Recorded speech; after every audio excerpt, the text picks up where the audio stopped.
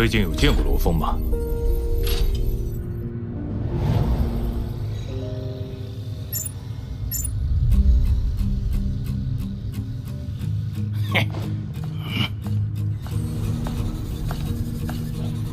你看，我早就说过会先罗峰一步通过第2层。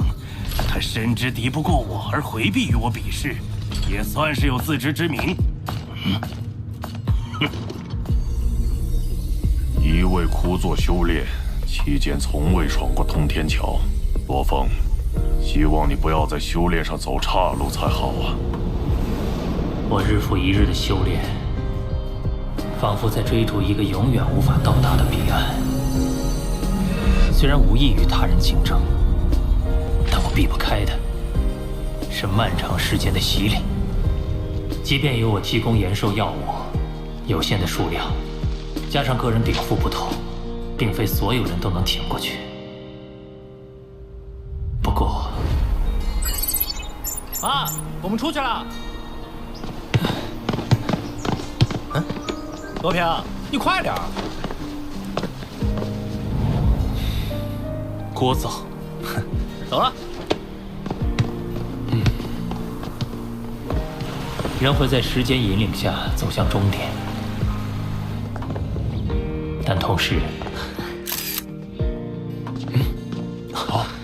时间也带来了新生。后来，我的购买渠道得以拓宽，我的家人得以保持着从前的样子。妖娆、冰山和野兽也同样收到了大哥从宇宙寄来的延寿药物。如今，在我无法触及的宇宙另一端，他们一直努力着，生活着。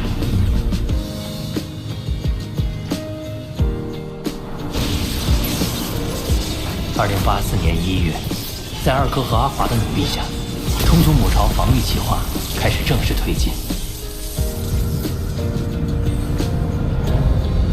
2086年3月1日，地球联邦通过开拓领土的决议，各大基地市开始向外扩建。2088年，人类生存范围进一步扩大，陆地怪兽成为武者试炼对象，还有部分武者则选择征战星空。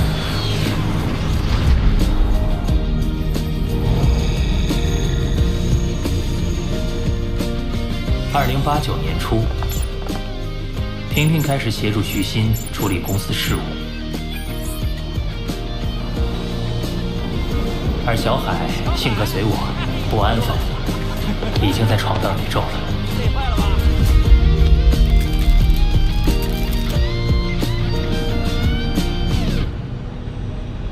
2091年，精英训练营将天才培养目标上调为行星级。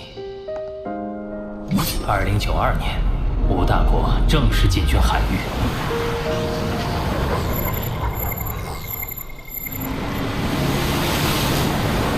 2099年，火星改造计划启动。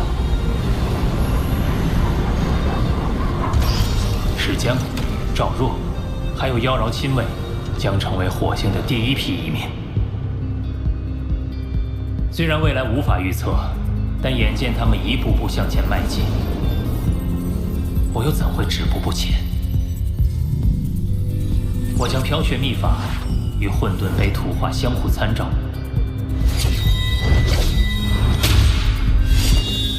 经过多年沉淀，无论是对本源法则的领悟，还是招式的运用，我都有了长足进步。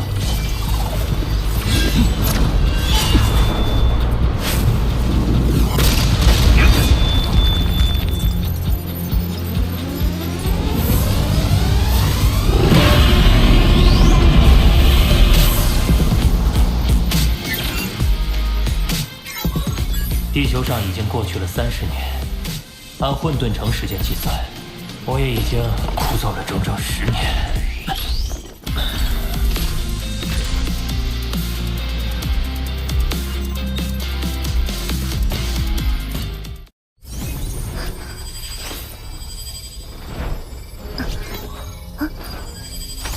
我扫描了好几遍，找到的刻录笔记相似度最高也只有72%左右。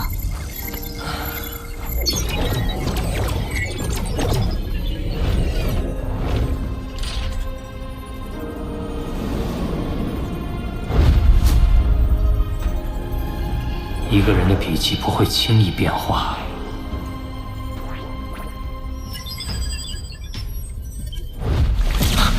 我明白了，笔画的微妙变化是在体现他对混沌杯感悟的加深。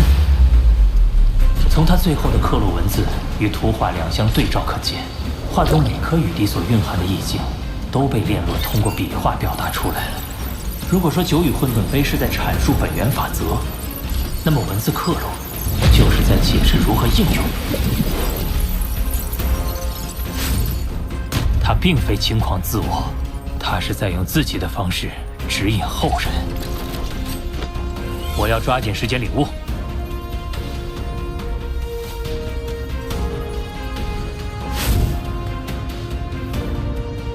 连续闯过2层通天桥的波澜，依旧终日苦修。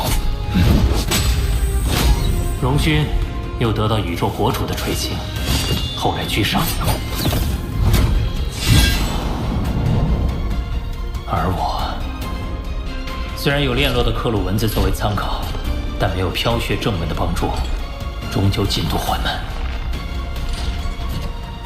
要闯过通天桥第1层，我必须另想其他办法。他站在这里好一会儿了，一直在看刻录呢。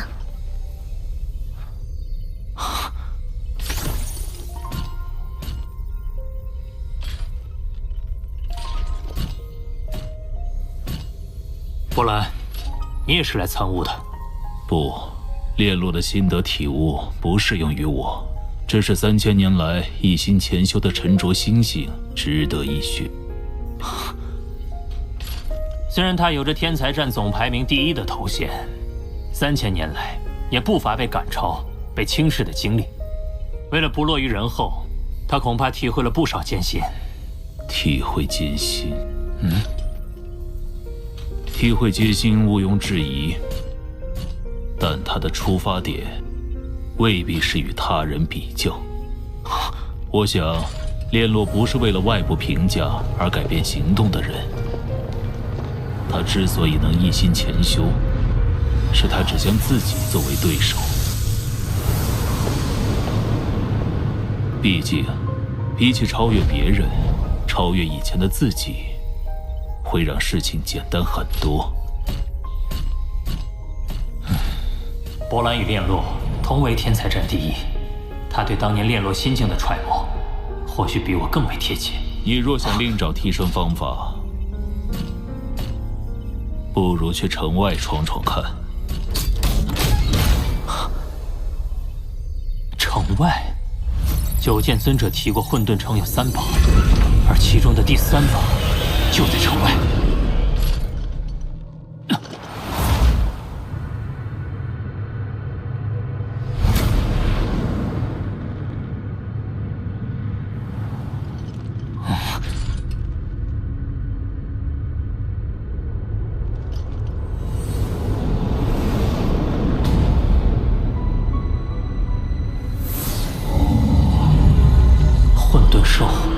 宇宙在初始状态时孕育出的奇异生物，将其核心吸入体内，有助于加快本源法则的领悟，故而又名混沌城第3宝。原来第3宝就是混沌兽。还有最后一句呢。祭出城门，生死自存。哎，这有生命危险！嘶吼声，好强的穿透力！好像是附近星球传来的，宇宙里也能传声？不对，这嘶吼声直击灵魂。能发出这等嘶吼的生物，实力绝不简单。难道？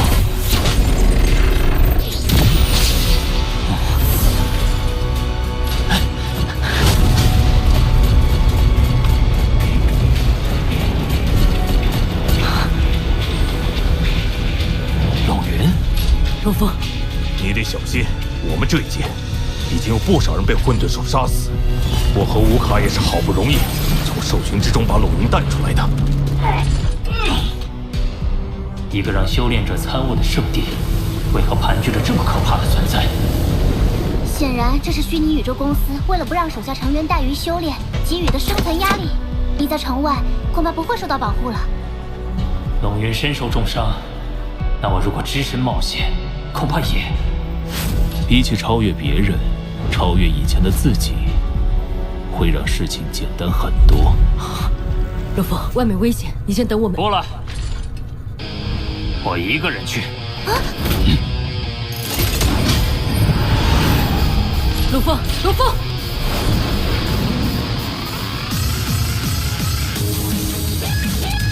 不与他人比，只与自己比。波兰说的没错。回想以前，不管有什么凶险，我从未退缩过。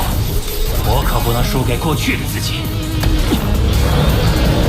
这从那儿传来的，是我的错觉吗？感觉那颗星球周围特别黑。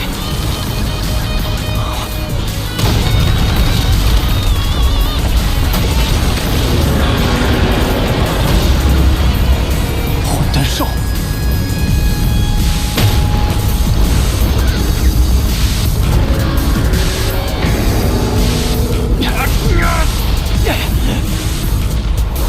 靠近后，感觉嘶吼声更强烈了。啊！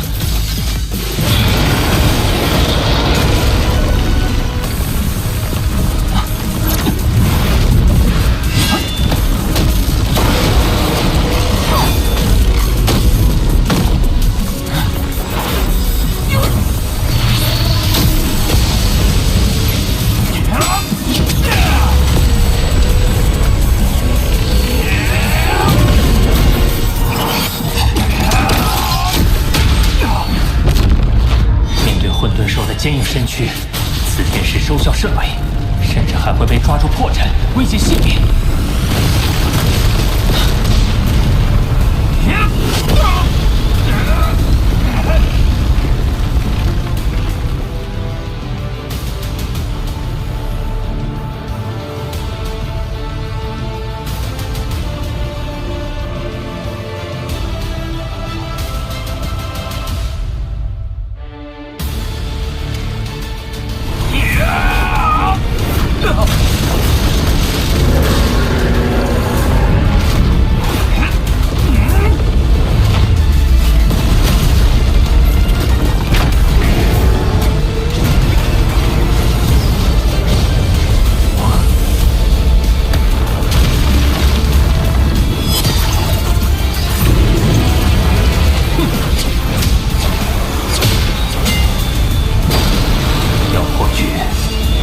将我参悟混沌碑时在脑海中浮现的招式完美还原出来。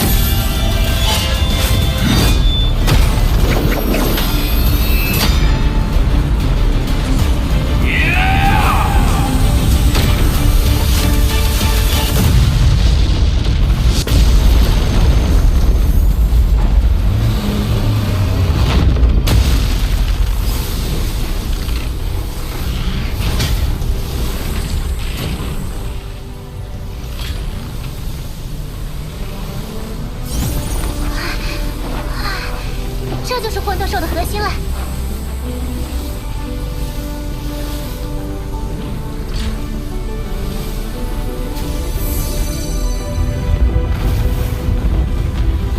元核作为3个身体的共同核心，在吸收混沌兽力量后，会令金角巨兽和魔杀族分身对金之本源法则和空间本源法则产生更加清晰的感悟。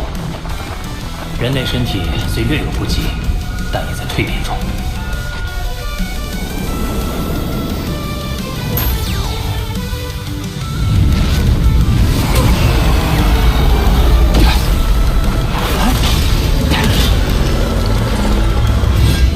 要独自面对混沌兽群，难怪众多天才会折戟于此。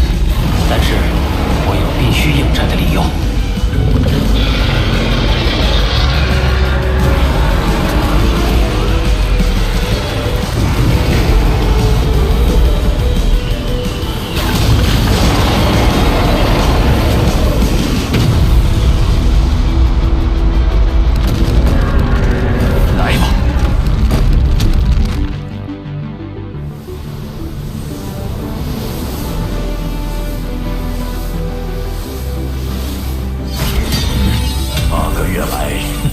更进一步的波澜，仅有荣军和加莱西闯过第一层。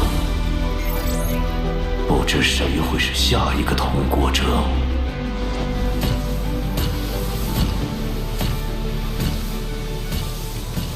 你终于来了。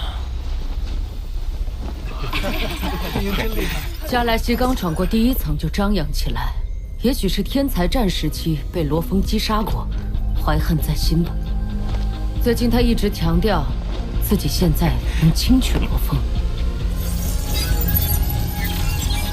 这是通天桥的实时测试数据。罗峰，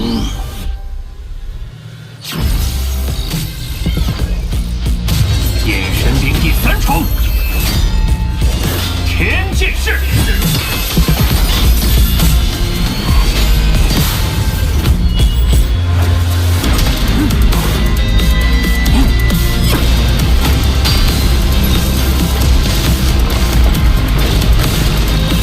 虽然我的天剑式仍旧不如你施展的灵活，但我能利用领域强化眼神兵的威力。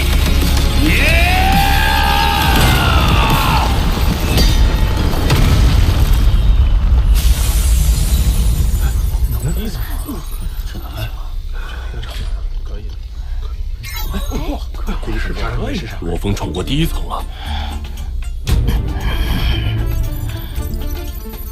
加莱西，你现在还觉得能轻取罗峰吗？既然我能先他一步通过第1层，那第2层也会如此。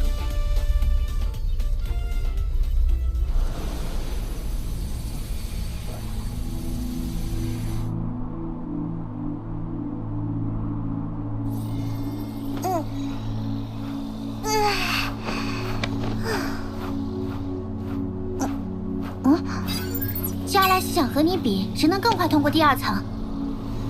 帮我回绝他，比试反而会打乱我的节奏。除了正文，还有一段附赠留言，应该是系统甄别到你购买飘血之后自动发送的。飘血秘法开创者炼洛，是我真眼自授课以来天赋最为出类拔萃的弟子。自他陨落于魔山后，我便将炼洛开创的飘血秘法尽数整理完成，共计110册。炼洛深蕴，我指望他的毕生心血能流传于后世。你愿依照建议购买飘血，我深感欣慰。望你今后勤加修炼，让秘法传承不断。留言对你依照建议购买飘血的行为表示欣慰。看来当初匿名邮件的发送者就是真眼王。亲自为炼洛前辈整理秘法，又在之后热心提点新人，只为将弟子的秘法流传下来。这是师徒2人的共同心血，我一定不能辜负。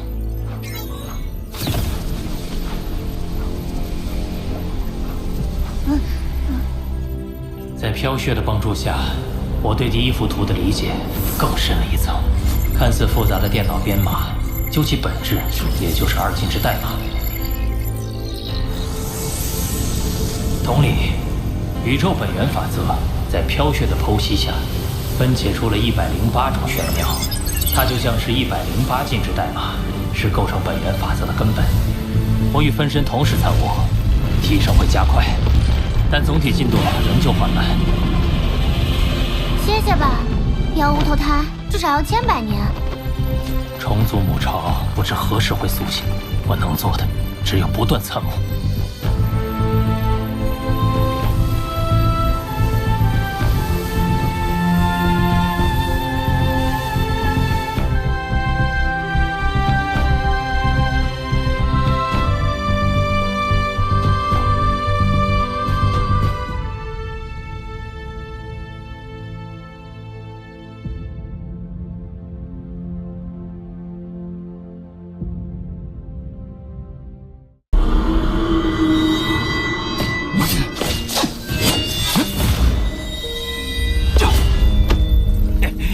说吧，最近有见过罗峰吗？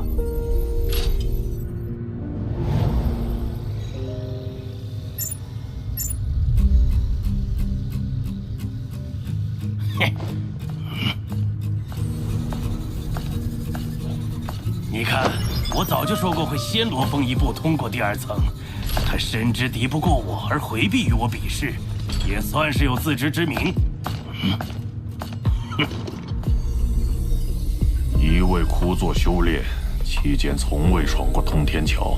罗峰，希望你不要在修炼上走岔路才好啊。我日复一日的修炼，仿佛在追逐一个永远无法到达的彼岸。虽然无意与他人竞争，但我避不开的是漫长时间的洗礼。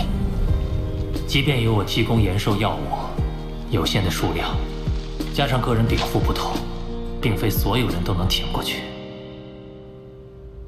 不过，妈，我们出去了。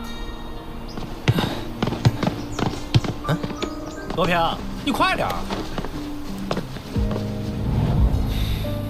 聒噪。走了。人会在时间引领下走向终点，但同时，时间也带来了新生。后来，我的购买渠道得以拓宽，我的家人得以保持着从前的样子。妖娆、冰山和野兽也同样收到了大哥从宇宙寄来的延寿药物。如今，在我无法触及的宇宙另一端，他们一直努力着，生活着。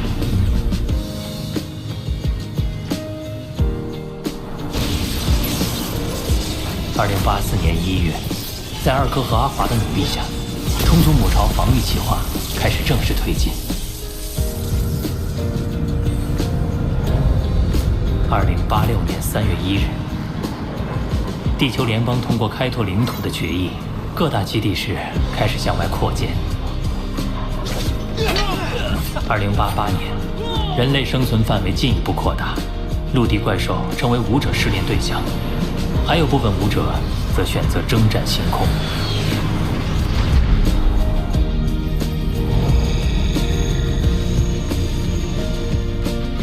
2089年初，婷婷开始协助徐新处理公司事务，而小海性格随我，不安分，已经在闯荡宇宙了。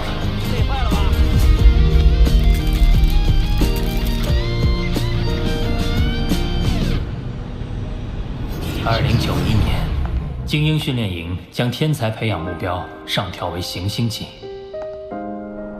2092年，吴大国正式进军海域。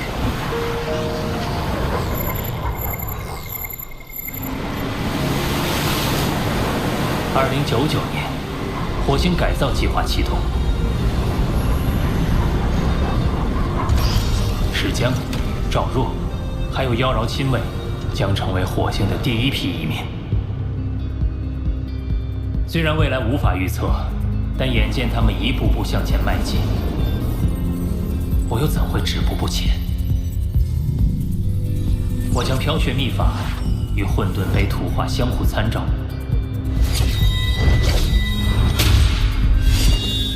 经过多年沉淀，无论是对本源法则的领悟，还是招式的运用，我都有了长足进步。